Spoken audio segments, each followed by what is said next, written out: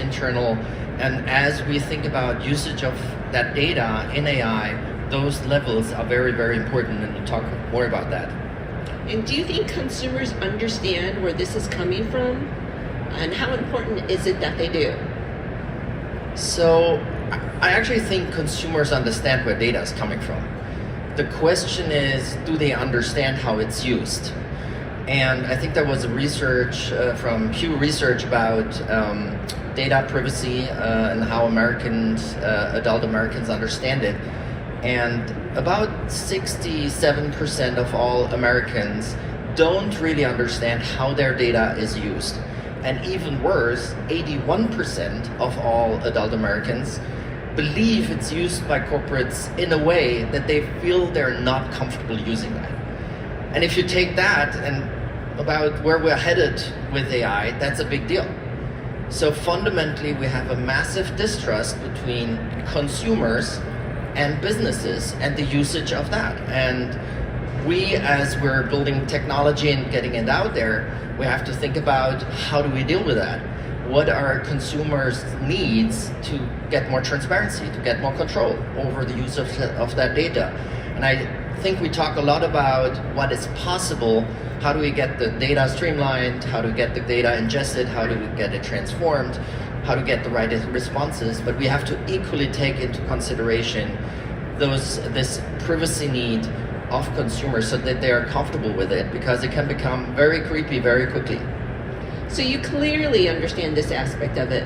How do you think about AI's consumption of data? So, as I said, if you think about consumers have that need of understanding where the data is coming from. And we have bots out there, they go through the internet, and I think just last week we had, I think it was the New York Times suing Perplexity. We had a couple of other lawsuits already.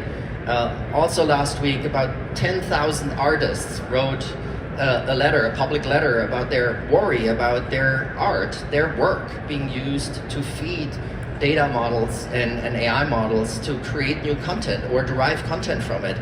And we have to talk about how do we make this balance, and I think we need to also come to commercial agreements about the usage of that data. Do you personally use AI? I do. I mean, we saw just the conversation, and I use it for a couple of things. I do a lot of research on it. Sometimes when I'm curious about a topic, I just do that conversational thing. My son and I talked about quantum physics recently, and that's kind of a few years ago then since I learned about that. And so I went on actually a quest and started having conversation, re-educating myself about quantum physics. I use it a lot for statistics. I'm not a native speaker, so I'm German. When I write something in English, I push it out there and say, hey, is there anything I can do better in my grammar or how I use idioms? I tend to mess up German idioms and American idioms. That's kind of things that I use it for. Does it ever get mad at you? I get mad at it, but yeah, maybe both ways. Okay. So let's talk about AI and financial services in commerce, since we are at Money 2020. How do you think about financial service and commerce-focused companies and how they should leverage AI? Well, I think we heard it on a previous panel, there's a lot of opportunities to streamline work processes for the use of AI. There's also education. I'll talk about both. The first is, imagine a small business owner who wants to take out a loan. And now connecting to, let's say, open banking and all the information that is out there about a small business, their financial health, will help a loan officer basically to make a recommendation, right? And to understand what is the profitability of that business, how is sales trending, and so on. And it's much easier to scour through the information that's available through those rails and come up with a fair proposal. I think there's also an opportunity to drive what we, at PayPal, we call it the next best action. So meaning you have somebody who's using a product, what is the next thing that is most likely for them to be beneficial for them, the thing they want to have next, the thing they want to buy next, be it commercially or as a financial product. And I think lastly, coming back to small businesses, when I talk to small business owners, a lot of them are not well educated about the financial health of their business. And I think there's a huge opportunity to give them better tools to understand how of their financial health of their business. How are they doing? How's their profitability? Which products are profitable? Which are not profitable? Which products are trending well? Should they take out a loan to drive the business further? Or is that right now not a good idea? I think there's a lot of opportunities for companies to be more efficient, but also to help really businesses grow. So let's talk about chatbots, which are very prevalent, and I think I have to deal with them every day. How do you see these operating within shopping or commerce environments? Yeah, so chatbots, when they work well, they're delightful. When they don't, they make me mad.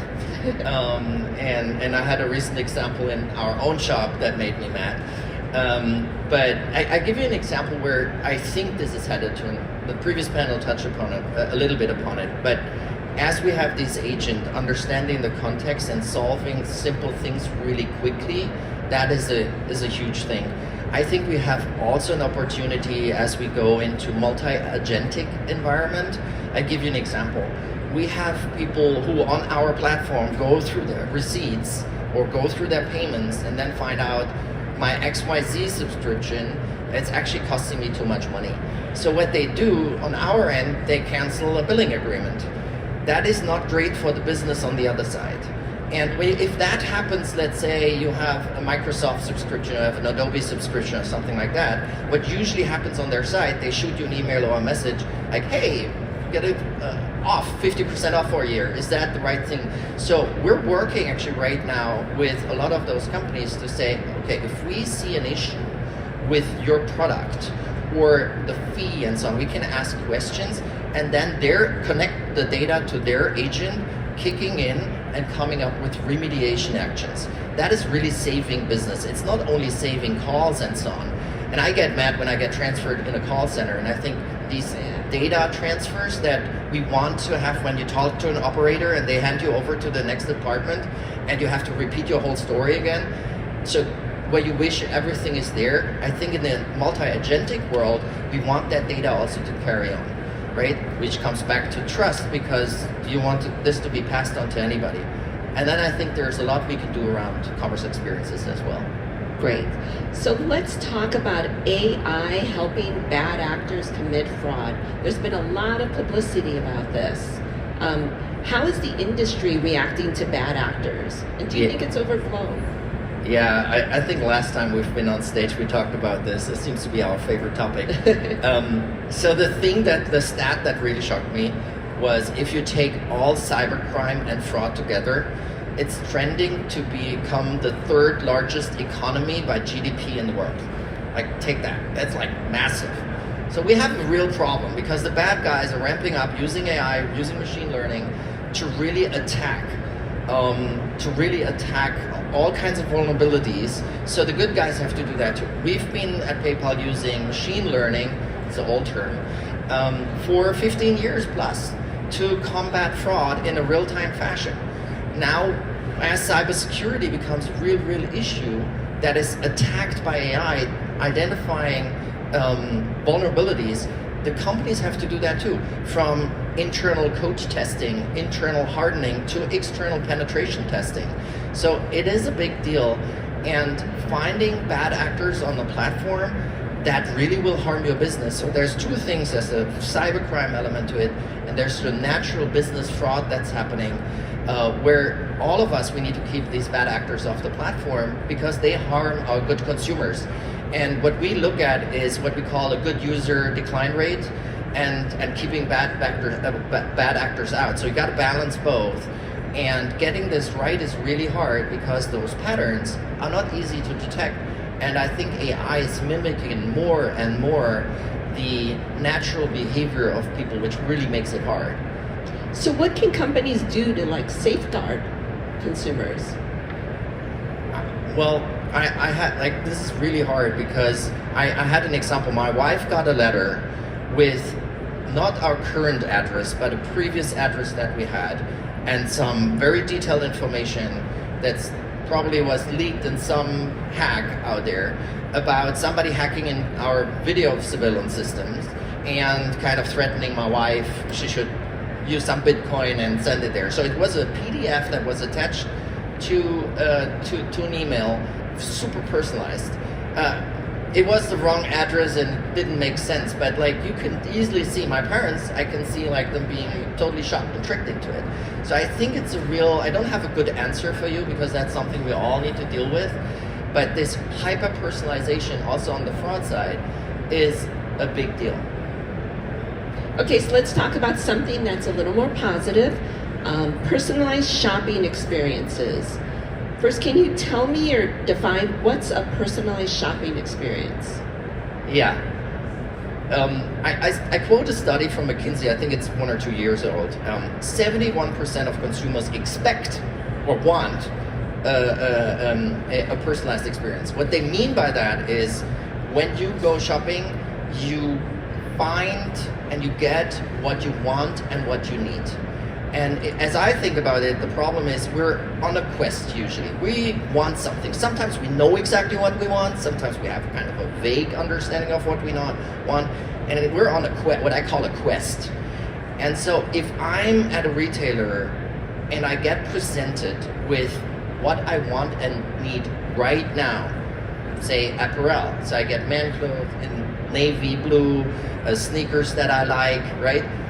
Instead of the green woman jacket, right? When I'm landing on the homepage. I like my green woman jacket. Well, I tend to wear navy blue. Nothing against green. But that's personalization, right?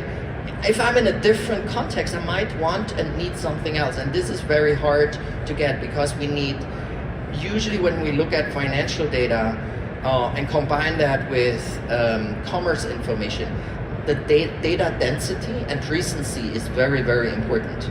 I think the social media companies got this really well done, but it's when you kind of, when we constantly scroll and so on, there's a lot of more recent information. So when we move that in the shopping context, it's all about how do I know what you really want and need, and then without being creepy about all of this. Well, I noticed that sometimes I'm on the phone mentioning something and then I'll go online and what I'm looking for pops up immediately. That's creepy. Yeah. Consumers, so when I take a step back, I've been thinking a lot about this, especially in our position as PayPal. PayPal is one of the most trusted brands in the world, and people entrust us with that financial information. That we've been doing this for 25 years. The first PayPal transaction just happened about 25 years ago. And in that new world, the question is how can we transport that trust into the world of personalized shopping and commerce? And how do we make it explainable what is happening without that creep factor? Without, did I just talk about this on the phone and now this information is somehow used and I don't know why and where it's coming from. So the explainability of where the data is coming from, how it is used, how it's safeguarded, that I can opt in and opt out in a very transparent manner is super important. And I think if we look at a lot of privacy statements, and we're kind of having more glance over approach to it, and at our place, we have a lot of robust conversations around what's the right thing to do. And I think companies need to start embedding that into their core values, because that's what I like to say is it's very easy, it's very hard to gain trust, but it's very easy to lose it. Once it's lost, it's hard to recover, especially when you want to create loyal customers, right? If you're in a business of one and done, you probably don't care. But most of us are not in the business of one and done. Most of our customers are not in the business of one and done. Where you actually make profit is when a customer comes back over and over again and is trusting you. So yes, 71% want personalized experience, but they also want it to be trusted, so it needs to be transparent. How do we get all of this together? I think we're at the very early inning of solving that question. While a lot of us are focused on the technology side of it, this one is very, very important if you want to make this scalable. Is there any way I can say no to this? I think almost by law, you will need. But I was on the phone, Yeah. and then automatically my information somehow magically went online, what I was seeking. Yeah. How can I stop that? Well, depends on the party that you deal with. So what I'm working on right now is a very, very transparent consent center. And especially as we're thinking about how can we express out personalized information and signals, for instance, with merchants, we're thinking about I do not want, say you land on a retailer's homepage and I want to show you a green jacket. I don't want to share personal identifiable information with that merchant, number one. Secondly, when you see a green jacket, you should understand where this data is coming from and why, and you should feel safe, and you should have a place, for instance, on our platform, where you can say, this is the use case, I'm comfortable sharing clothes size, colors, things like that, preferences, versus in this environment, I am not willing to share that. So you should be able to toggle this on and off. And I think if you look at consent centers at a lot of companies, I don't know who of you have used consent centers? Have you opted out, any one of you? Right? One person. That already shows you it's very complicated. Yeah, I went on LinkedIn and tried to it's complicated. It's really complicated. And that's what we need to deal with, is this cognitive overload, linking it to making it really easy and usable. And that is a problem UX designers, researchers, and so on really need to focus on. It's not just abiding to the law. I don't think just abiding to the law is good enough. So where is the boundary for when personalized ads and searches become too invasive? Well, I think your example is perfect, right? Does it mean my phone is spying on me? I will not comment on that. It shouldn't, right? It shouldn't. But I mean, you have given access many apps to your microphone. Do you know exactly which one is using it for what and how the data is shared on and passed on?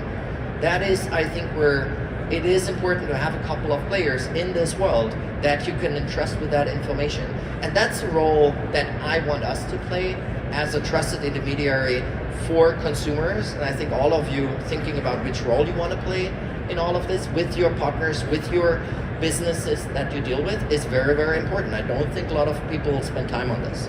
Does this happen all the time, or is it just becoming more prevalent now? Data has been collected for a long, long time. And I remember early days of Google and so on. I thought like, well, who can use that amount of data, right? Nobody can derive it. Today, it's in a split second. We've just seen it. That data is aggregated, a social profile about you, what we call a graph, right? A commerce graph, a social graph is created about you. And that can be a scary thing. It can be used for good things and bad things. It can be used to trick you. It can be used to give you what you need and want. But you need to be comfortable with it. Great. So personalized shopping experiences feel like they could be the future of shopping, but they need to be done in a proper way. We have leaders from across the industry here. What do you want to leave them with as they think about this? I think AI is an amazing opportunity to drive growth and for financial services, for businesses in general, and for retail. I think it's a humongous opportunity. But customer trust is non-negotiable, especially when you want to have loyal customers. So remember always, trust is gained in drips, but lost in buckets, especially in the area of AI. Great. So we have about 30 seconds left. Does anybody have any questions? Anyone? Okay. All right. Well, thanks, Luisa. thank you so much. Thanks for coming Thank today. you.